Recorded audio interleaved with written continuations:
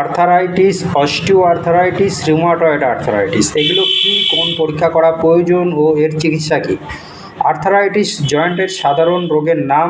Arthritis সব বয়সে হতে পারে। এটি জয়েন্টে ব্যথা হয়, জয়েন্ট ফুলে যায়, জয়েন্ট শক্ত হয়ে যায়, নড়াচড়া করতে কষ্ট হয়, আক্রান্ত স্থানে উষ্ণতা ও লালচে ভাব হতে পারে, নড়াচড়া কমে যেতে পারে।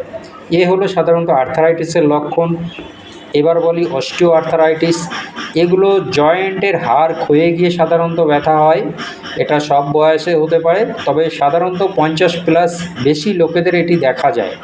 যেমন মনে করুন, কোমরে ব্যথা হতে পারে, ঘাড়ে ব্যথা হতে পারে, কাজ করতে বা হাঁটাচলা করলে ব্যথা বাড়ে এবং বিশ্রাম নিলে কিছুটা আরাম পাওয়া যায়। সকালে শক্ত লাগতে পারে, তবে সাধারণত 30 মিনিটের কম। জয়েন্ট নাড়ালে কটকট করে বা শব্দ হতে পারে। রিউমাটয়েড আর্থারাইটিসের লক্ষণ। এটি মধ্যবয়সে 30 থেকে 60 বয়সে, তবে অন্য বয়সেও এটি হতে পারে। যেমন মনে করুন, হাতের আঙুল, কবজি, ছোট ছোট জয়েন্টে ব্যথা, শরীরের দুপাশে একই ধরনের জয়েন্টে ব্যথা হতে পারে। এগুলো সাধারণত হতে পারে। তবে সকালের দিকে কি হয়, জয়েন্ট শক্ত হয়ে যায় 30 মিনিট থেকে বা তার বেশি হতে পারে।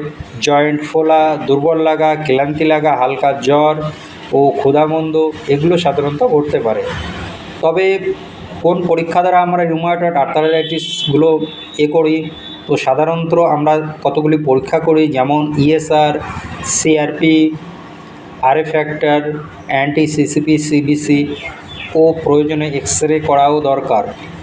সাধারণত লক্ষণ অনুযায়ী কিছু হোমিওপ্যাথি ওষুধ নিলে এগুলি সম্পূর্ণভাবে মুক্তি পাওয়া সম্ভব।